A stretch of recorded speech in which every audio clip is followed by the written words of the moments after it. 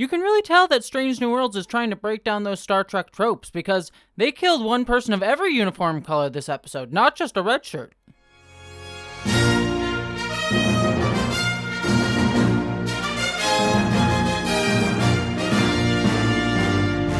Hello, interwebs. It is I, Captain James Tiberius Kirk of the USS Enterprise. I am here to review the latest episode of the tales of my fantastic predecessor, Captain Pike, in Star Trek Strange New Worlds, this time Episode 9, All Those Who Wander. Obviously, I am coming in as a guest reviewer because the otherworldly Jessie is still recovering from her surgery, as her face looks like a gorn threw a horta at it. So you are stuck with me as I talk about a lovely captain who used to always dare me to do better, to remind me of what lessons there were to be learned here, and, in an alternate universe, dying like a chump to Sherlock Holmes.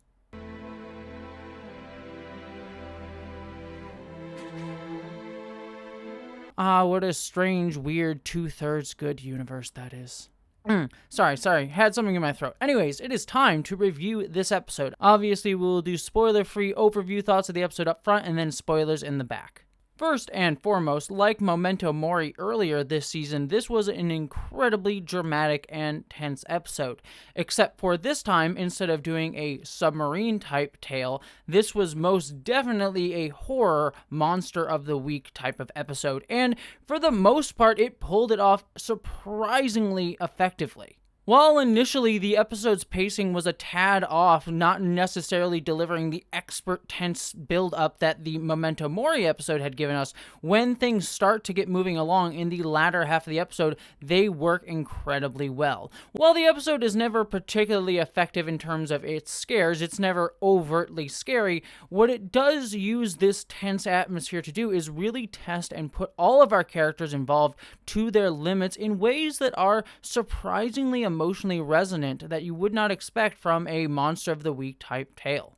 All of this builds off of what has been this show's surprising strength throughout this entire season, and that is the familiarity and sense of bonds and just community that this show has done a great job building up throughout the characters all season, and we get an excellent reminder of that at the beginning of this episode with some really wonderful cozy scenes between all of our characters. But that is subverted and pushed to its limit in the latter half of the episode, with all of our characters' bonds being tested and a lot of their past traumas and worries that have been building up in the background of their character arcs this season finally coming to a head, most notably for Uhura, Spock, and La'an. Each one of those characters has some truly standout moments, some for the better in terms of bringing their character arcs to a surprising conclusion in a lot of ways, while also pushing other characters, particularly Spock, to a particularly interesting moment in his arc, both within this show, but also within the larger Star Trek lore. And it is really interesting to see where this show is headed with all of them. Even more so, this episode also felt like it could have been a season finale, with a lot of resolutions and pushing forwards of our characters' arcs in a way that I would have been fine if this has been where we left them for the rest of the season. Clearly, the show is trying to get certain characters sort of wrapped up for this season heading into season 2, and then we'll probably focus on more characters like Una and Pike next episode, but it still had that sense of finality to it that I was surprised to see in the penultimate episode, and has me excited to see what they're going to do in the actual finale.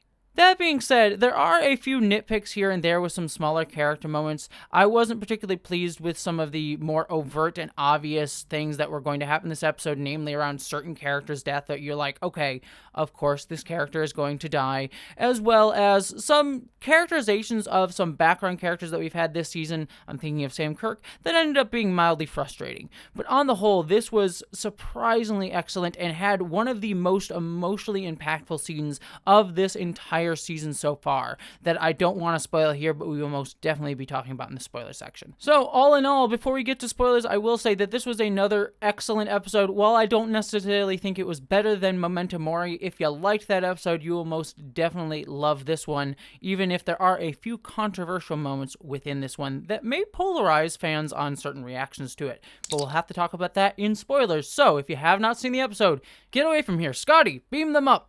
Alright, now that we are in the spoiler-filled section, I just have to say this right up front, but we'll talk more about it in just a second, but oh my gosh, Hemmer's death. Holy crap, just double fist punch me in the heart, why don't you, episode. Ugh. God, I was tearing up at that. Anyways, moving on to the actual episode, let's go through this beat by beat. The opening section of this episode with Uhura's party was particularly lovely. I was kind of shocked to see that we're going to have Uhura possibly leaving the show so soon. I realized that she was only going to be on rotation on the Enterprise, and maybe she'll be back at the beginning of season 2 as an actual ensign on the ship, but I would actually be kind of curious to see, like, oh, we're actually going to cycle actors out, with Uhura having been sort of one of the original TOS crew members, and maybe next season, because we've sadly lost Hemmer here, maybe they'll bring in a character like Scotty next season and have Uhura on the back burner and maybe come back. I mean, obviously we know that My Lovely Face is coming in season 2 with Lieutenant Kirk, James T. Kirk, coming into the show. But I'm curious to see if they'll have more with Uhura rotating out of here. But I do love how this scene also showcases the bond that this crew has. We have our good old Dookie boy getting his lieutenant stripes, but also Uhura sort of distancing herself from everyone. Even Ortega's relying on formality. Ortega's like, look, we don't have to be so formal. It's me, Ortega, so we can just hang out and be pals. And Uhura's really resting up on formality because she doesn't want her to get close to her. I liked the subtle reference of that. But then Pike also says, you have an impact on the ship. There's always going to be a place for you on the Enterprise, and the subtle TOS theme playing up there. Then we get another fantastic scene where we get La'an coming into Pike's little breakfast meal that he has made for everybody as everyone's cleaning up and learning about the Priority 1 mission that they are sent on. I adored everything about this scene. I love that Spock got put on cleanup duty and La'an just joking about how much she loved the food. Again, it plays into the familiarity and bonding community that this crew has built up over just a few episodes of the show. I really feel like this crew has come together, and I really just feel that sense of community despite the limited amount of screen time that we have. And it's because of scenes like this where we get to see them washing dishes and cleaning up after each other, and it worked really, really well and builds off the themes that come down later in the episode. Now here we obviously learned there was a crashed ship that looks just like the Constellation class, but is not the Constellation class, which I found to be particularly funny, and that the Enterprise still has to go to a mission on K7, hey, Troubles with Tribbles shout out, and so Pike and a few crew members go down to the planet by themselves. This is basically to justify them not having backup for all the mayhem that is going to come. I loved the hell planet that they were on. Good thing it wasn't a demon class planet. That could have been a bad thing. But I loved the crash ship look. Sam Kirk being back was nice to see finally because he's been sort of in the background of a few episodes. Hemmer enjoying himself like it was on Andoria was great. And also the crew ribbing Spock for calling Duke an ensign accidentally. I mean, come on. How could you do that to poor Dookie? Oh God, his nickname is Dookie, isn't it? Oh God, what have I done? But obviously, once we get on the ship, there is a mystery of what happened to the crew, and we had a very similar build-up to what we had in Memento Mori, where the Gorn are clearly going to be the main enemy and monster that we're going to be dealing with here, but we have to have a build-up to the revelation of it. I don't think it's as impactful as it was in Memento Mori, because they are trying to do the same trick twice, but I do like that it relies on the audience remembering things, like when Sam finds the pile of dead bodies like we did in Memento Mori, the audience is instantly like, oh crap, I know this is the Gorn. So I do like that they subverted a little bit, but it's still playing off the same idea and is slightly less effective as a result. The crew then goes off to investigate 2 life signs. We find this cool little alien guy. I loved the practical effects on him. He was really, really cool looking, and I thought that was just an excellent job by the production team crew. I also love the joke with La'an and Uhura saying, that's not how linguistics works, but then we also find this little girl who clearly is meant to evoke La'an in a lot of different ways, like what she went through.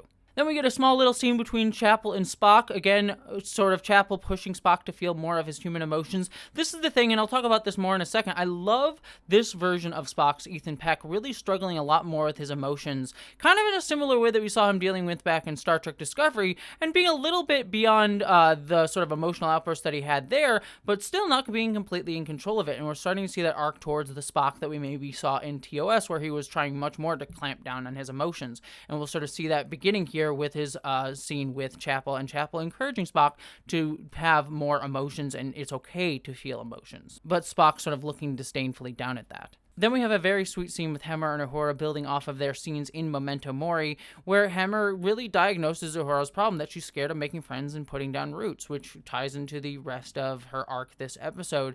And he pushes her to create bonds. It will hurt, but love will yield and outweigh more of the sorrow. I thought was just a wonderful message that, again, will be used for a gut punch in a second.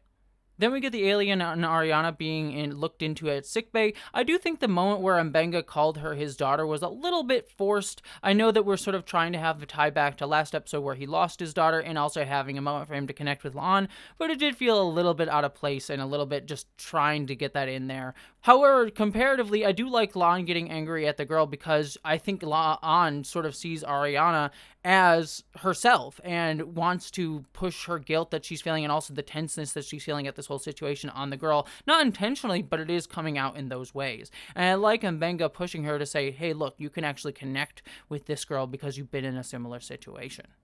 Then we finally get to the proper tense buildup of the episode because we have essentially a chestburster scene where this alien has these gorn pop out of his chest. But all the buildup to this, we knew what was happening. We knew it was coming. But the girl going and hiding, Nurse Chapel going away for a minute, all of it just effectively built up this tension. And when they rip out and just destroy that poor little acting cadet, holy crap, that was pretty dark and brutal. We even get some Predator vision as Chapel tries to save herself with a force field. All of that was wonderful. Then we get a sad little scene where Duke dies, and as soon as Duke got killed, I was like, no, Duke! Oh, Duke, how could they kill Duke? Obviously, we knew that Duke was going to die. It was foretold, it was foreseen. Duke's days were numbered. Then I love La'an sort of taking charge of the situation with Chapel and not being as in shock as Chapel is. And La'an then going find Ariana and connecting with her and showing that, they're there to keep her safe and helping her to survive. I thought that that was a nice little thing to sort of tell herself in a way, like telling a version of herself. Then we get Team Hemura. Loved the interplay between Uhura and Hammer here, but again, they're just using that to dig the knife even deeper in just a minute because we do have a Gorn showing up looking very much like a demidog from Stranger Things, spitting acid at Hammer, and his fate is sadly sealed in this moment. Then we get a quick little scene where Sam Kirk is freaking out, and this is the beginning of where I got frustrated at him because in just a few moments, he also has a freak out at Spock, and his freak out at Spock, actually the ways his lines were written reminded me very similarly of Chris Pine's Kirk in Star Trek 2009. Obviously the lesser Kirk compared to me, but I almost heard him saying, "It must not even compute for you," I just thought his lines were very, very reminiscent of that scene from Star Trek 2009. What is it like not to feel anger? Heartbreak, or the need to stop at nothing to avenge the death of the woman who gave birth to you? Back away from You me. feel nothing! It must not even compute for you. You never loved her. But sadly, I don't think it works as effectively, and I actually brought my estimation of Sam Kirk down a little bit because there is no resolution for his character arc here. If they had brought that back around and showed Sam sort of overcoming his fear or his putting that anger upon Spock, I would have liked that, but sadly it didn't work out too much, and obviously it was much more there for Spock's arc and him pushing himself to feel anger more than anything else. But then we get this whole sequence where they're trying to hunt down the Gorn. A lot of good things that I enjoyed here. One negative, though, is I did find it kind of funny that the crew was able to get around the ship so easily. You have 2 or 3 Gorn hunting you, and the fact that you're able to get from different spots in the ship really removed a little bit of the tension because they were able to get around so quickly. So a little bit of a ding and a knock there that they were able to get down with that, but everything in this sort of luring it out sequence was pretty tense and fun. Uhura running away from it, Spock then using rage for poor Duke's death in order to build up anger to hunt down the Gorn and get it to chase him also worked, and Spock being barely able to control himself. The fact that the second Gorn was hunting down the other Gorn and there was going to be one alpha, there can be only one, kind of like Highlander moment, and La'an knowing that and then pulling a Joker and saying, "Come on, fight me," leading it to the cargo bay and freezing itself to death. All of that was particularly tense and wonderful, and I did like at the end that when the Gorn was finally murdered, and Mbenga said, "It's dead, Chris," clearly evoking "It's dead, Jim," from my wonderful friend, Dr. McCoy. He's dead, Jim. But then this led to the moment that I've alluded to this whole review of Hemmer dying, and this just hit me in the stomach so hard. Hemmer has been mainly just a kind of a guest character this entire season. He's only appeared in about half the episodes so far, but he has been such a wonderful presence in each. He has been filled with such personality. He's clearly had a bit of a curmudgeon-y feel to him, but he also had a lot of fun and joy to him, especially as we saw last episode, and I just loved his perceptiveness. And so him taking his final moments to give Uhura a message of open yourself to others, you will find more joy more often than sadness. I started crying. And him going out and dying on a planet that felt like Andoria as he falls, it was truly a really hard-hitting moment, and I'm so sad to see him die, and that speaks to the power of this show's characterization so far. The fact that I felt so much for a character that we haven't seen all that much of in this show so far, in only about 4 of 9 episodes, I think, 4 or 5 episodes, speaks to how wonderful it was. So, fantastic job there, even though I was crying, and I'm very sad. I would really hope to see more of Hemmer, but sadly, that is not to be. I will also say, and this is not for me to judge, but I open this up as a question because I'm curious to hear what other people have to say on this, but I'm curious to hear what people have to say about the show killing off the one sort of disabled representation, the one blind representation that the show had, especially since they made a big deal of casting an actually blind actor to play the part. And so I'm wondering if people are sort of disappointed by that or frustrated by that. Again, not for me to judge, but I'm just more curious, and I put out the question. But moving on, though, we get a wonderful funeral scene for Hemmer where Uhura sort of has this final moment of resolution where she realizes, like, yes, people will hurt you, but you should reach out and find community because community can help us fix us when we're broken. And that's sort of leading her to the final moment of the episode where she sort of looks at her station that we know that she will have back in TOS. And I think that if we don't see any more of Uhura in this series, though I hope we will, that final moment for her, just sort of alluding to where she's going to end up, I think is a great little end for her arc going into the original series. Again, hopefully we'll see her in season 2 or maybe in a season 3 and 4 if that comes. But if this is the last we see of her and this version of her character, Celia Gooding Jr. did such a fantastic job with the character, and I'm very pleased with this arc. But then we do get a really tough to watch scene as Spock leaves the funeral and Chapel sees it, and she goes to try to help him, and Spock almost freaks out at her, and she sort of says, "Don't bottle up your emotions," and gives him a hug. But then Spock is just cold as ice and just walks away. And that just also hit me in the gut, but felt true to both of these characters. Chapel wanting to reach out and be there for Spock. This rang true to a lot of his characterizations in the original series. I mean, think of The Naked Time, where Spock was feeling emotions there as well, and Chapel started saying, I love you, and Spock saying, I'm sorry, and running away. It reminded me very much of that moment from the original series. But you're part human, too. I know you don't. You couldn't hurt me. Would you?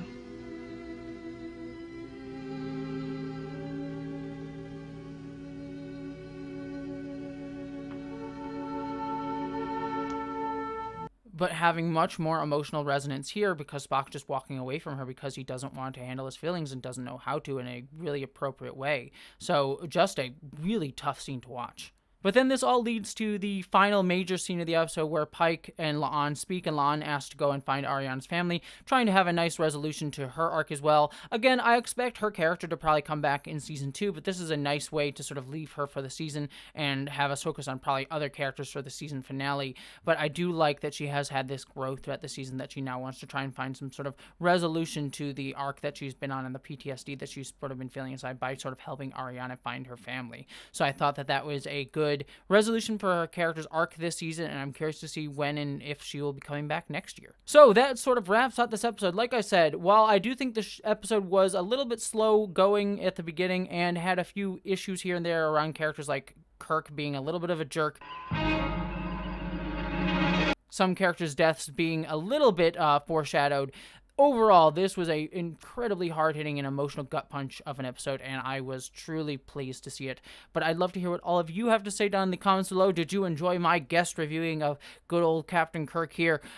Jessie will hopefully be back for the finale next week, but until then, I hope you all live long and prosper. Don't forget to subscribe and all that fun stuff, and I will see you next time.